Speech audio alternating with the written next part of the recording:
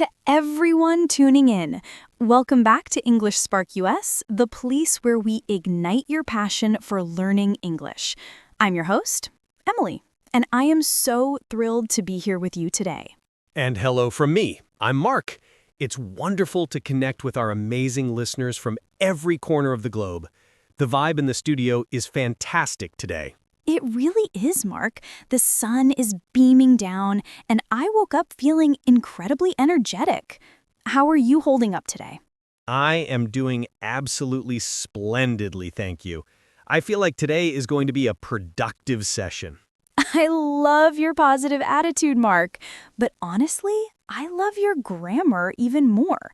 You just said, today is going to be a productive session. Did I? I suppose I did. To be honest, I didn't even think about it. It just rolled off the tongue naturally. That is exactly what we want for our students. Natural fluency. And that sentence is the perfect gateway into today's topic. Today, we aren't looking at the past, and we aren't looking at the present. Oh, I know where this is heading. We are looking forward? Not a time machine, unfortunately. We are talking about the future tense.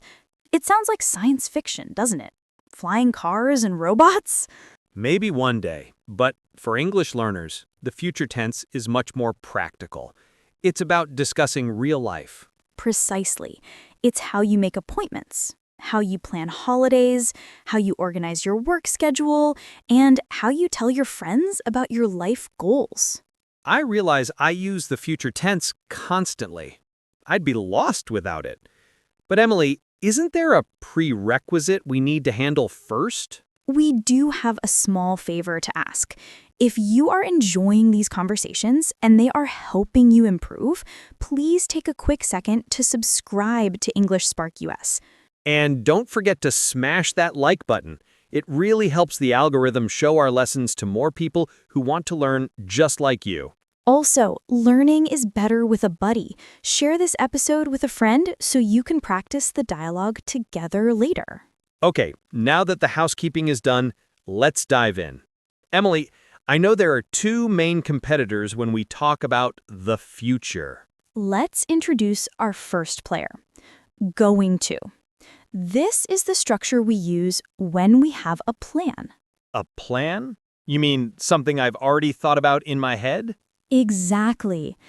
Think about it like this. If you made the decision before speaking, you use going to. It connects the present moment to a future action you have already organized. Okay, so it's not a surprise. It's something I've scheduled or intended to do. Correct. It implies you have evidence or a prior decision. Mark, think about your upcoming weekend. Do you have a plan? Okay, test me. I thought about this yesterday.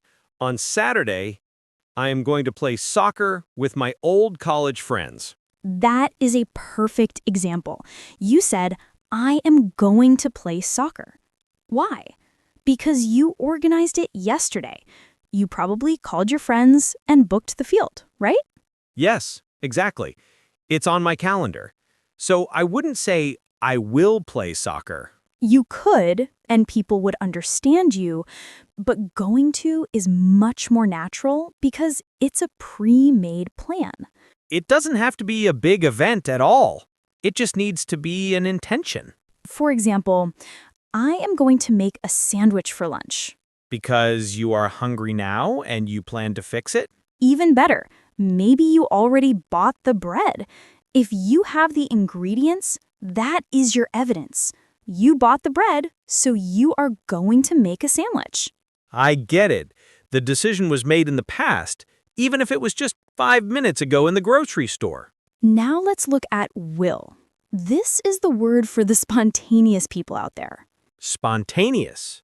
You mean making decisions on the fly? Exactly. We use will when we decide to do something at the exact moment of speaking. No prior plan, just a reaction. So if going to is for the calendar, will is for the instinct? That is a great way to put it. Imagine we're sitting here recording, and suddenly, knock knock, someone is at the studio door. If you say, I am going to open it, it sounds like you knew they were coming. But if it's a surprise knock, you'd say, I will get it. Bingo! You decided right now because you heard the knock. You didn't plan to open the door yesterday.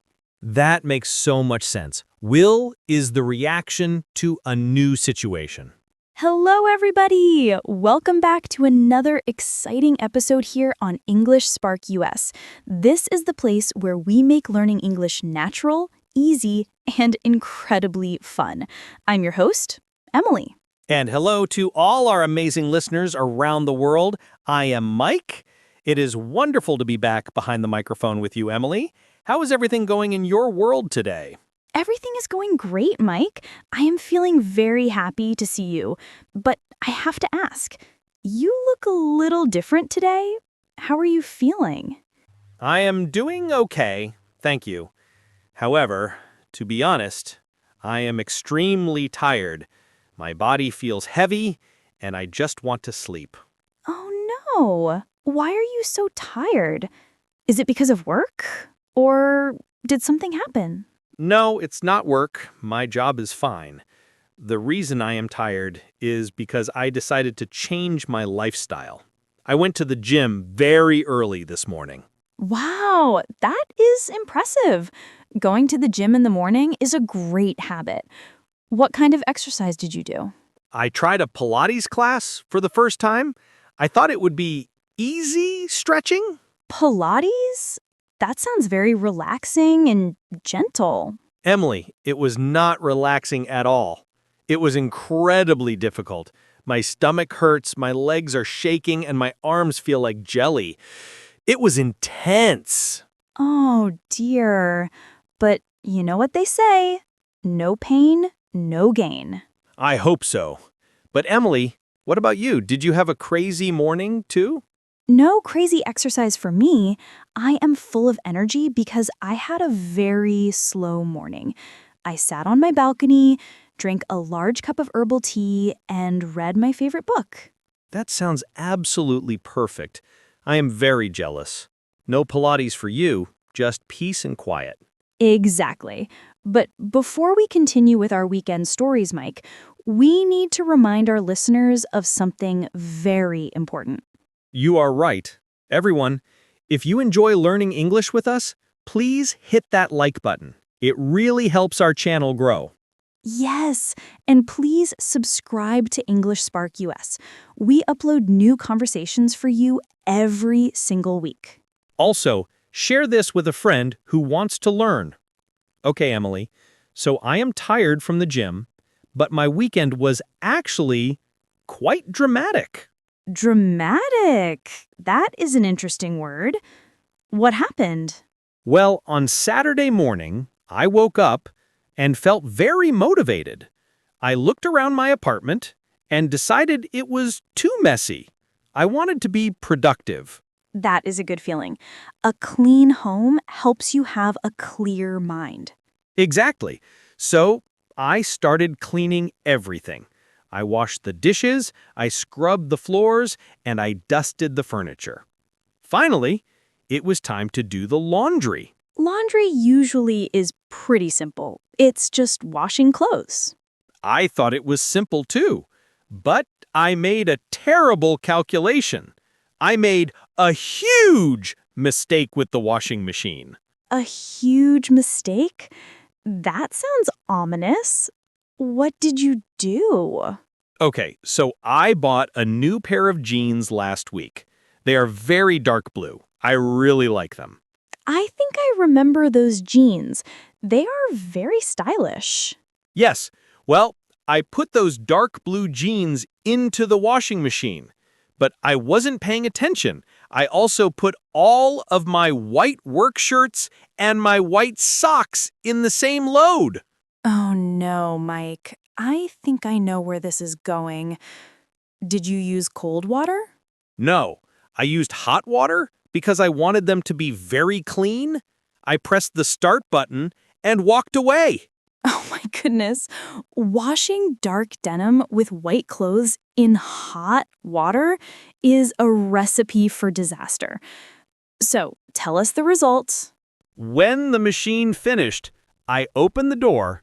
My clothes were not white anymore. Everything was blue. Blue? Like a light sky blue? Yes, baby blue socks, baby blue t-shirts, even my favorite white towel is now a sad shade of blue. It looks ridiculous. Oh, I'm so sorry, Mike, but I have to laugh. You must look very colorful now. It is okay to laugh. I laughed too, eventually. I looked at my blue socks and thought, well, maybe this is a new fashion trend. Maybe. You will be the most fashionable man at the gym with your blue socks. I hope so. But surely, Emily, you have done something silly like this before. Oh, absolutely. It happens to the best of us. Once I washed my favorite wool sweater. It was expensive and very soft. Did it change color too? No, the color was fine, but I put it in the dryer on high heat. When I took it out, it had shrunk. Oh no. How small was it? It was tiny. It couldn't fit me anymore. It looked like a sweater for a 5-year-old child. I was so upset because I loved that sweater. That is tragic. What did you do with it? I gave it to my niece for her big plastic doll. The doll is very well dressed now. At least someone is happy. Speaking of family, I visited my brother this weekend, and that was another disaster. A disaster at your brother's house? Why? Was it a bad party? No, the party was for his birthday. My sister-in-law cooked an amazing dinner. We had lasagna, garlic bread, and a huge salad. That sounds delicious. I love lasagna. So, where's the problem? The problem is their new pet. They adopted a new dog named Buster. Buster. That sounds like a strong name. Is he a dangerous dog? No, he is a golden retriever. He is very friendly and very cute, but he has a lot of energy and he is always hungry. A hungry, energetic dog near a table full of food. This sounds risky. Exactly. We were all sitting at the dining table. The food smelled amazing. Buster was walking around our legs under the table. He was looking for dropped food, I assume. Yes. We thought he was being a good boy. But then my brother stood up to go to the kitchen to get more drinks. Did he leave his food on the table? Yes. He left a full plate of lasagna right on the edge of the table. Oh no, I can see the future. Don't tell me Buster jumped up. He didn't just jump. It happened in 1 second. As soon as my brother turned his back, Buster jumped up, he put his front paws on the table and grabbed the lasagna with his mouth. The whole piece? That is a lot of food. The whole piece. It was huge. He grabbed it and ran away immediately. He ran straight into the living room. Oh my gosh. Did you chase him? We tried. My brother yelled, "Buster, drop it!" But Buster is very fast. He hid behind the sofa. Did he eat it all? Yes. By the time we got there, the lasagna was gone. Buster looked very happy. Poor Buster. He just couldn't resist the smell. Was your brother angry? He was angry for about 1 minute. But then we looked at Buster's face. He had tomato sauce all over his nose. That is a funny image. A dog with a saucy face. Exactly. We all started laughing. We couldn't stop. It became the highlight of the birthday party. Animals really do make life more interesting. They certainly do. So I had blue laundry and a food-stealing dog. What about your week, Emily? How is work going? Work is okay, but it has been a little strange lately. Strange? Why? Is the boss being difficult? No, the boss is fine, but we have a new guy in the office. His name is Daniel. It is always hard to be the new person. Is he nice? He seems nice, but he is incredibly quiet. He sits at his desk and doesn't speak to anyone. I think he is very shy. Maybe he's just nervous. Did you try to talk to him? Yes, I wanted to be welcoming. So yesterday, I invited him to grab a coffee with me during the break. That was very kind of you. Did he say yes? He did, but the walk to the coffee shop was very awkward. Awkward silence is the worst. What did you talk about? The weather? We tried talking about the weather, but that only lasts for 30 seconds. I didn't know what to say. So, what happened? Did you eat your coffee in silence? Almost, but then I saw his phone wallpaper. It was a picture of a very old vintage camera. Oh, I remember you love photography, Emily. Exactly. So I asked him, "Do you like photography?" And what did he say? Did he open up? His eyes lit up immediately. It turns out he's an expert photographer. That is fantastic. Once people talk about their passion, they stop being shy. Exactly. Now we're good friends. He's actually very funny when he starts talking. That is a great story. Making friends at work makes the day go faster. I have a work friend named Tom, but he's clumsy. Clumsy. You mean he has accidents? Yes, Tom is a great guy, but he drops things constantly. He trips over his own feet. I know people like that. It can be dangerous. It is. Well, yesterday was a special day. Tom wanted to celebrate finishing a big project. So he brought a huge tray of iced coffees for everyone. That is so sweet. Iced coffee is delicious. It was a very nice gesture. He had 4 large cups in a cardboard carrier. He walked into the meeting room with a big smile. Oh no, Mike, I am nervous. He walked into the room, and then what? He walked in and said coffee is here, but he didn't see the laptop bag on the floor. No. Did he trip? He tripped hard. The tray of coffees flew out of his hands. It was like slow motion. Flying coffee? That is a nightmare. Where did it land? It went everywhere. 1 cup hit the whiteboard, 1 cup hit the table, and 2 cups landed on the floor. Oh, poor Tom. He must have been so embarrassed. He turned bright red. There was ice and coffee dripping from the walls. That sounds sticky and messy. Did you help him? Of course, we all jumped up and grabbed paper towels. We told him, "It's okay, Tom. Don't worry." That is good teamwork. Did anyone get to drink a coffee? Sadly, no. The coffee was on the floor, but we managed to clean it up before the boss arrived. That was lucky. The boss would not be happy about a coffee-stained wall. Exactly. We learned a lesson. Never let Tom carry the drinks. A very wise rule. So, Mike, after all this excitement, what is the plan for next week? Well, first I need to go shopping. I need to buy new white socks because mine are blue. Good idea. And maybe keep the blue socks for painting or cleaning? Yes, and I think I will try the gym again, but maybe not Pilates. I might try just walking on the treadmill. That sounds safer. Start slow. What about you, Emily? I am going to the supermarket on Saturday. My fridge is completely empty. I've been eating toast for 3 days. Toast is good, but you need vegetables. I know. I will buy lots of healthy food. And maybe some cookies. You have to have cookies. Life is about balance, healthy salad, and chocolate cookies. Exactly. Just like your life. Hard exercise and blue laundry disasters. Yes. You know, Emily, talking to you always makes me feel better. I forget about my tired muscles. And I forget about my boring paperwork. That's why we love doing this podcast. It really is, and we hope our listeners enjoyed these stories too. Listening to real stories is the best way to learn English. It helps you understand how people really speak. Definitely. It's much better than just reading a textbook. Sadly, Mike, we are running out of time for today. Time flies when we are having fun. But before we go, we have a question for you, the listeners. Yes, we want to know, do you have a funny laundry story? Did you ever shrink a sweater or dye your clothes a crazy color?